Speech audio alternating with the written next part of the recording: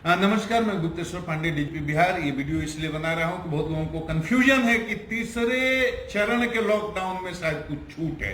कोई छूट नहीं है, कोई छूट नहीं है। तीसरे चरण का लॉकडाउन भी वैसे ही है जैसे पहले चरण का लॉकडाउन था। आम आदमी के लिए कोई छूट नहीं है।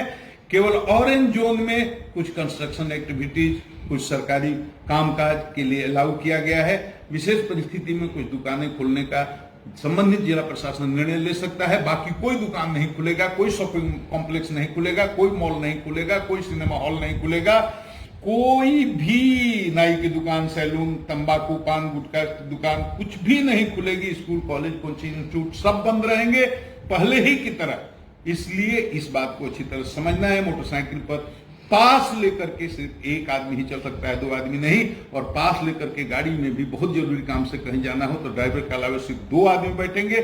जिससे ज्यादा आदमी बैठ ही नहीं सकता। एक स्टेट से दूसरे, एक जिले से दूसरे जिले में तो आप जा ही नहीं सकते बिना पास के। बहुत जरूरी होने पर मेडिकल ग्राउंड पर आपको पास इशू होगा, लेकिन उसमें भी ख्याल रहे ड्राइवर के अलावा सिर्फ दो आदमी। अब छूट किसको है? सभी प्रकार के मालवाहक वाहन चलेंगे, सामग्री ढोने वाले वाहन चलेंगे और रक्षा सुरक्षा संबंधी आपातकालीन सेवाएं चालू रहेंगी और आवश्यक सेवाएं चालू रहेंगी जैसे पहले चालू थी। मजदूर भारी संख्या में आ रहे हैं, हमारे भाई बाहर से बहुत परेशानी से आ रहे हैं। बहुत परेशानी, बहुत कष्ट को उन्होंने भोगा है, झेला है। उनकी पीड़ा से हम अवगत हैं। उनसे हाथ जोड़कर प्रार्थना करते हैं कि यहाँ जो व्यवस्था बनी है उसके अनुसार सहयोग करेंगे, सीमा पर आएंगे, उनकी स्क्रीनिंग होगी, उनके खाने पीने की बहुत ही अच्छी व्यवस्था है। सम्मान के साथ उनको उनके ब्लॉक में ले जाया जाएगा। वहां क्वारंटाइन सेंटर बना है, वहां वो रहेंगे, खाएंगे, पिएंगे और जितने समय तक का समय बिताना है उतना बिता करके सुरक्षित अपने घरों को जाएंगे। इसमें पुलिस प्रशासन का, डॉक्टर का, स्वास्थ्य सेवा से जुड़े हुए सभी कर्मचारियों का पूरा सहयोग करेंगे। कहीं विवाद नहीं, कहीं झंझट नहीं। हमारे लोग भी बहुत कठिन परिस्थितियों में जान जोखिम में डाल करके काम कर रहे हैं। आपके प्रति पूरी हमदर्दी है, लेकिन हम आपको बचाने के लिए, बिहार को बचाने के लिए, इस देश को बचाने के लिए हम आप पर ये जागृति कर रहे हैं। हमें माफ कर देंगे, लेकिन हमारा सहयोग करेंगे।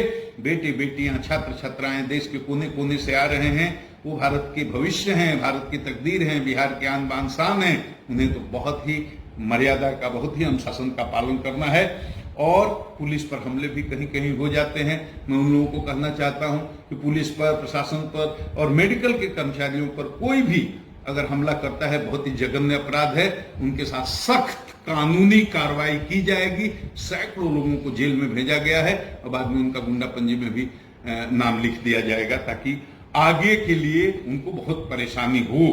और उसी तरह से सोशल मीडिया पर गलत पोस्ट करने वाले, सांप्रदायिक दंगा या फसाद की स्थिति पैदा करने वाले, नफरत फैलाने वाले जो पोस्ट करेंगे, सैकड़ों लोगों को हमने जेल भेज दिया। आप दिल्ली में हो, मुंबई में हो, अहमदाबाद में हो, देश के किसी कोने में हो, लेकिन इस तरह का पोस्ट अगर करते हैं मुकदमा होगा। आपको आज न कल पकड़ा जाएगा, गुंडा रजिस्टर में आपका नाम दर्ज होगा, आपका चार्जशीट करेंगे, स्पीडी ट्रायल कराएंगे। सांप्रदायिक सद्भाव को किसी भी हालत में बिहार में बिगड़ने नहीं दिया जाएगा। यह वीरों की धरती है, शांति की धरती है, अहिंसा की धरती है, बलिदानियों की धरती है।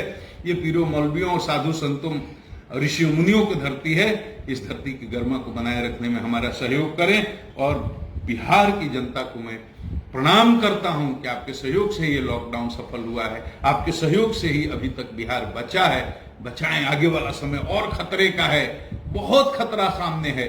अगर आप अगले 15-20 दिन तक बिहार को बचा लेंगे तो हम सब बच जाएंगे, बिहार बच जाएगा, ये देश बच जाएगा। आप सबको प्रणाम।